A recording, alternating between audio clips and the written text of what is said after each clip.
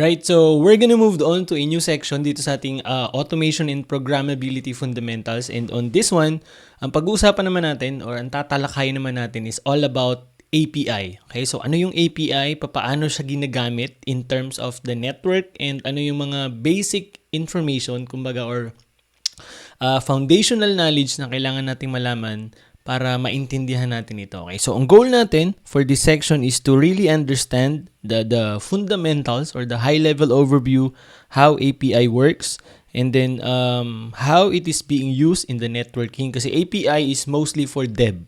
Okay, so if you're coming from the programming side or if you have a dev experience, siguro hindi na magiging mahirap sa iyo ito. Pero para dun sa mga wala, this is some sort of, kumbaga, building your foundation. And then of course, we're gonna look some examples of the API para mas magets at mas maintindihan pa natin. Okay? Pagpasensyahan nyo na yung boses ko on this series of videos kasi nagkaroon tayo ng hindi magandang pakiramdam during the past few days. Siguro dahil na rin kakagising ko ng maaga, and then kakahapit ko nga para matapos na talaga tong update natin, as well as uso talaga ang sakit ngayon dahil sa panahon, mainit, biglang uulan, and so on and so forth. So ingat kayo, right? So let's go ahead and dive in. Right, so what is basically an API? Okay, so sabi ko nga, if you're coming from dev or the programming side, you probably understand and know this. Pero dun sa mga hindi pa, pag narinig mo yung salitang API, ano ba yung pumapasok sa isip mo? Okay, so basically, API means Application Programming Interface. So abbreviation siya. Pero from the word itself, it says here Programming Interface. Okay? That means it's an interface or, kumbaga, extension when we use an application. So what I mean is, it allows a communication between two programs, between two systems, or between two software. Does that make sense? So, when we say API, kumbaga siya yung parang nagiging middleman or bridge natin between program A and program B, or system A and system B. You get the point? Diba? So, ibig sabihin, kino-connect niya or ina-allow niya yung communication nung isang program or nung isang system na yun dun sa isa pang program or dun sa isa pang system. Okay? So, gumagawa yung mga dev friends natin ng API or yung for example, yung organization, they created a public API, for example, para yung ibang organizations is makakonect doon sa system nila.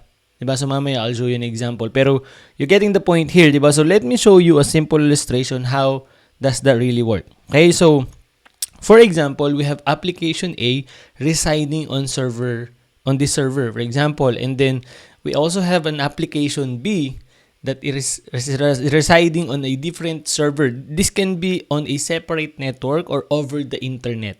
Okay? Para lang mapasimple natin.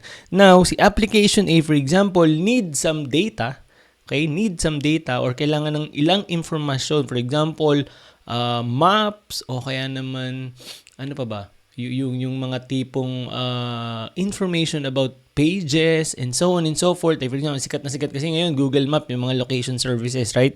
So now, yung application na yun, for example, sabihin na natin nag-create ka ang project mo in your thesis or for example in your company is to create a local map in your vicinity. Nautusan ka ng mayor, for example, network dev ka nung city hall nyo, di ba? So, gumawa kayo ng local map. Sabihin na natin local map yung pangalan ng app.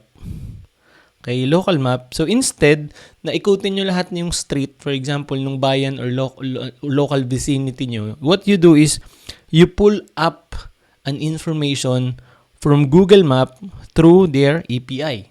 Pwede yun, di ba? Ganun ginagawa ng mga Grab and Uber and other location services. Now, yung program or yung app na ginagawa nyo is not basically, kumbaga, unang-una, it saves you time kasi hindi nyo na kailangan mag-ikot at kumbaga i-update yung mga streets and so on and so forth kasi nga that's already available via Google Maps. Now, syempre, si Google Map, it offers that as services, di ba? So, kailangan bayaran nyo yun and so on and so forth. Pero, my point here is, by API, via using API, you will be able to get those information. So, yung local map app na ginawa mo, for example, is talking to another program. Okay? Talking to another program. For example nga, yung server ni Google Map or Google Map program, and they are talking via API. Okay? So, si Google Map, meron sila mga public API that is allowed to be used by other organizations if they want, kumbaga, if they need that kind of services. Siyempre, may bayad yon, pero ang point natin dito is yung konsepto. Diba? Nagigets? So, here's another example. Diba? So, if you're familiar with Traveloka, so it's a comparison website or a discount website that pulls up information from different airlines and travel agencies or hotels, and then display those information in their website in different filters like pinakamurang flight, mga promos, and so on and so forth. Now, of course, yung server or yung app ni Traveloka is hindi naman nila kinukuha yung data from each of the airlines ng manual. Ibig sabihin, hey, mag-email ba yung hindi naman nag-email, for example, yung mga agent or employee ng Traveloka dun sa mga PAL employees, hey, bigyan nyo nga kami ng data ng mga promo nyo. No. Ganun din. Hindi rin sila nag-email sa airlines, hey, bigyan nyo nga kami ng mga promo nyo. No. Hindi rin sila nag-email sa mga Cebupac, hey, bigyan nyo nga kami ng mga promo nyo. No. Ang nangyayari is, their program, okay, yung software or yung app nila is talking to the Philippine Airlines program or web server via API. Okay, so they pull up those information, kumbaga, on their website, and then use those data to display on the Traveloka app or website, for example, in accordance to the filter na, diba? So, for example, cheapest flights in Asia, cheapest flights in Cebupac, and so on and so forth, cheapest flight this December. You got my point, diba? So, ang nangyayari is, one program and one system are talking or communicating between each other. So, that's what API do. Make sense? Now, here's another example. Diba? So, you open your cell phone and then you open your Lazada app during 88, 99, 10, 10, and so on. Right? So, ngayon, pag bili mo, for example, bumili ka ng keyboard or ng mouse, hindi naman tinatawagan ng mga Lazada employee yung bangko. For example, yung PayPal or GCash mo. Diba? And then, sasagot yung bangko or PayPal or GCash, hey, bawasan mo yung ganitong account number kasi nga meron sa unknown. It doesn't happen that way. What happens is the Lazada app has an API that talks to GCash, PayPal, and bank via API to deduct a certain amount from your bank account or from your account there. Diba? Kasi kapag ka nagbayad ka, of course, nandun din yung authentication, di ba? So, ilalagin mo yung account mo, i-verify mo, and so on and so forth. And then after that, yun nga, yung API nila or API ni Lazada will talk to the program or system nung kabilang software or program to deduct that amount. You getting the point here? So, it allows communication between programs and softwares. Di ba?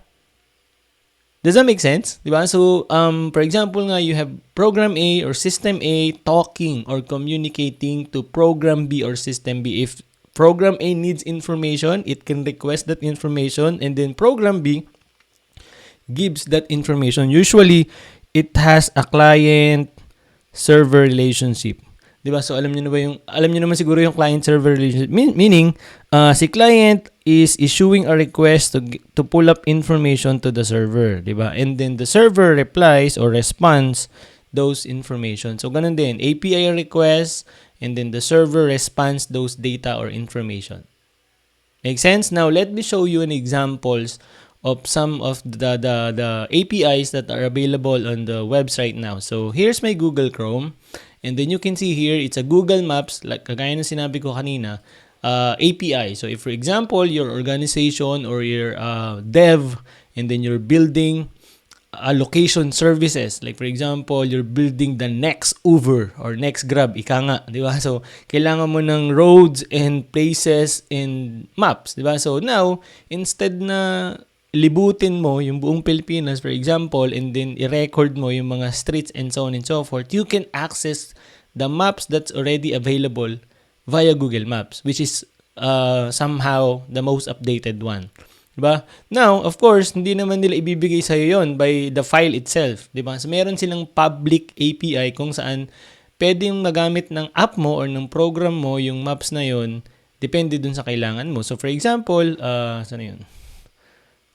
Here, I can go with maps, routes, places, and so on and so forth. So, for example, let's go with directions.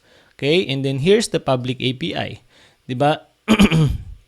And then, you can see here, nandito yung mga instructions or kumbaga mga requirements ni Google on how you can pull up those information via API. Diba? So they also uses an HTTP request to return those data in JSON or XML formatted. So we're gonna talk about JSON, we're gonna talk about XML later, and then we're also gonna talk about how API uses HTTP, anong tawag doon, which is what we call REST API. Mamaya pag-uusapan natin yun. Pero you're now getting my point, di ba? So ibig sabihin, you develop an app, for example, and then you want to use the map, hindi mo na kailangan libutin yung Pilipinas, you're gonna use API to pull up those information from Google servers or Google Map servers. That means your software or your program or your system is talking to the Google Map server or program to get this information. Does that make sense? Diba? So yun yung pinakamagandang example. Right? So there are several instructions here. Hindi na natin isa-isahin to. I'll just show you an example. So for example, bago mo kasi magamit to, kailangan mo ng Google Cloud account. Diba? So ito yung ibang information. So ito yung mga API keys, 'di ba? So before you begin, kailangan mo ng project with a billing account and the directions API enabled. So dun sa Google account mo, dapat daw meron ka nung directions API. So nandun siya.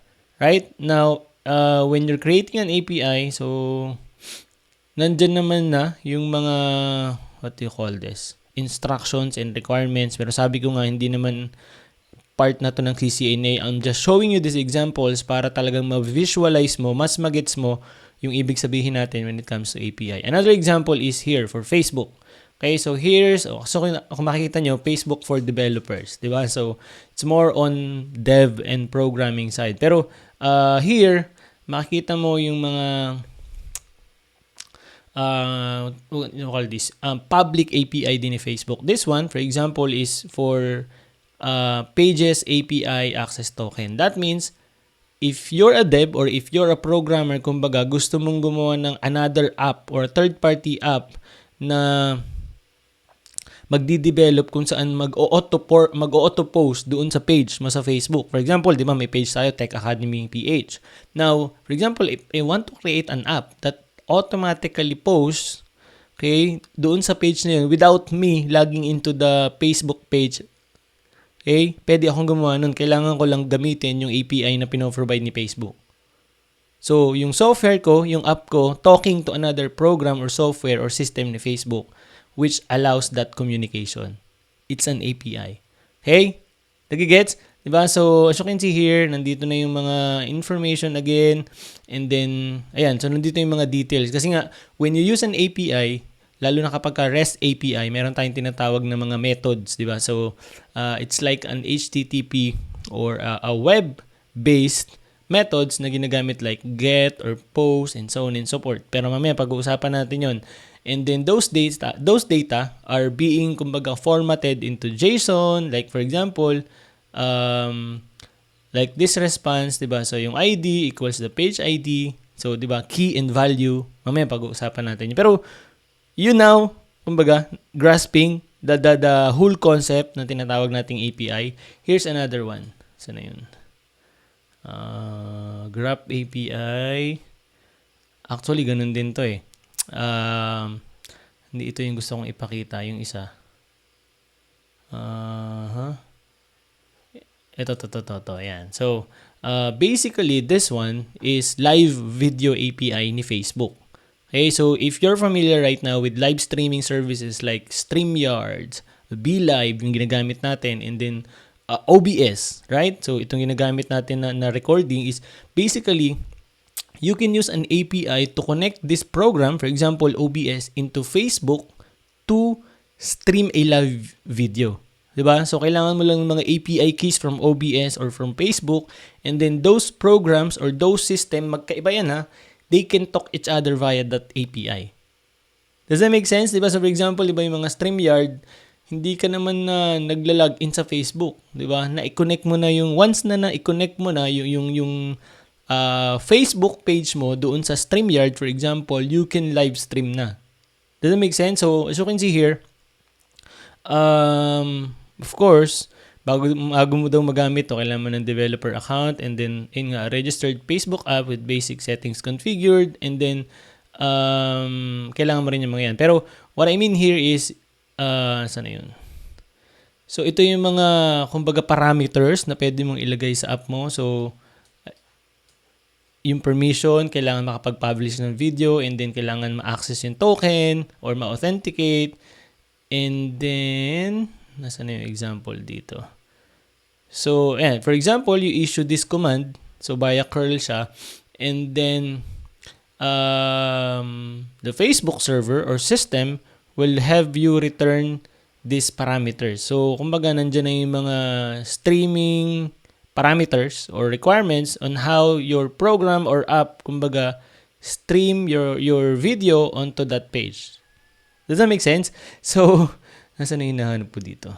Yeah, for example, this is the OBS, di ba? So, pwede mo siyang gawan ng app nga na nagla-live stream, for example, doon sa Facebook page mo. And then, yung Facebook server is talking or communicating doon sa program or app mo via API.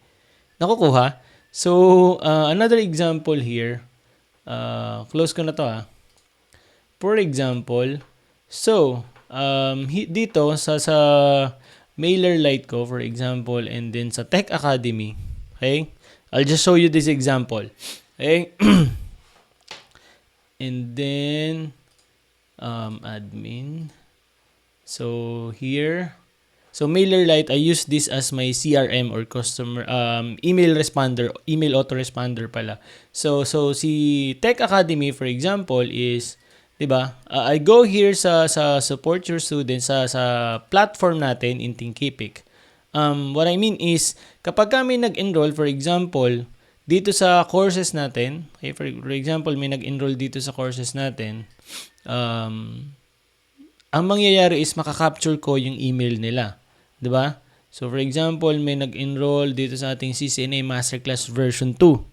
May nag-enroll. Ngayon, siyempre, tatanungin ka dun sa form, may form tayo, name and email. Now, yung name and email na yun, papasok siya dito sa aking email autoresponder. Makukuha ko siya. Ibig sabihin, lahat ng subscriber, for example, yan, papasok yan. Diba? So, that means, I can send them an email in the future to promote the course or to, kumbaga, promote the ebook or to communicate with them, in short. Now, hindi ko na kailangang isa-isahin na lahat ng nag-enroll ba dito, iisa-isahin kong i-manual na copy-paste papunta dito. No, I use an API to connect that two programs or software. Now, for example, si MailerLite, meron siyang tinatawag na integrations, di ba? So, ganun yun eh, ini-integrate mo yung dalawang program or dalawang software. And then, you can see here, they have an API. Actually, meron na silang mga built-in eh. Like for example, in WordPress, in Mail, Shopify, and so on and so forth. So, ganun din yung ibang mga programs. Pero, what I'm showing you here is the process or a real-world example. Okay? So, yung autoresponder ko, email autoresponder ko is talking to the tawag dito, learning management program, which is Thinkific. Okay? And then, they are passing information. For example, si Thinkific, pinapasa niya yung mga email ng mga nag-enroll doon sa autoresponder. Does that make sense? Diba? So, two program, two software communicating sa isa't isa via API. Okay? So, you're probably wondering, sir, okay, so naintindihan ko na, program A, program B, or system A, system B, nagko-communicate sila. Paano natin to i-apply or ano yung gamit nito sa network natin? Well, Good question. Diba? So kung matatandaan mo, right now or in traditional method, we can configure devices or we communicate to our network devices. It's either via CLI or via GUI. Diba may mga GUI, yung mga auto-configuration na wizard na ginagamit ni Cisco. Pero since we are transitioning into programmability and automation, what do you call this? Era, ika nga.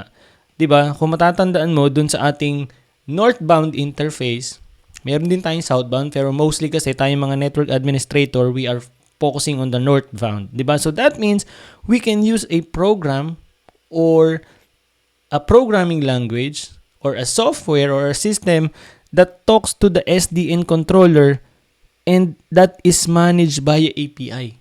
Diba? So yung SDN controller natin, that yun na yung magiging brain or utak or control ng mga devices natin. Diba? Yung mga devices natin, nandyan sila. And then yung control plane, sila na yung nakikipag-usap doon or nagko-control doon sa mga devices natin, and this is called southbound interface. Diba? So pwede rin yung via API, pero tayong mga network administrator, we are mostly focusing here sa northbound interface or NBI, which is we're using a program or a system, for example, Cisco DNA Center. So, controller na rin yun, di ba? So, it's also acts as controller, pero that also works as an API. I mean, via API. Does that make sense? Or you can, for example, develop a program or an app that talks to the Cisco DNA Center and pull up information to your network via API. Pwede rin yun. So, you now, getting the point, napapagtagpi-tagpi mo na, di ba? So, API can be used and can scale our network, for example, monitoring side, auto notification side, even on the configuration side, and so on and so forth. Pagdating natin dun sa Cisco DNA Center, we're gonna, kumbaga, have some tour and then makikita mo how does this API really works in the back end. Lalo na pagdating nga sa tinatawag nating automation and programmability within the network. Pero I hope by showing you these examples and these illustrations, I hope by now you have the fundamental concept or you understand the fundamental concept na tinatawag nating API. Okay, so I think that's enough for this lesson. I'm gonna cut this video here. We're gonna move on to another lesson that will give us more insights and more basic knowledge about API. Okay, I'll see you there.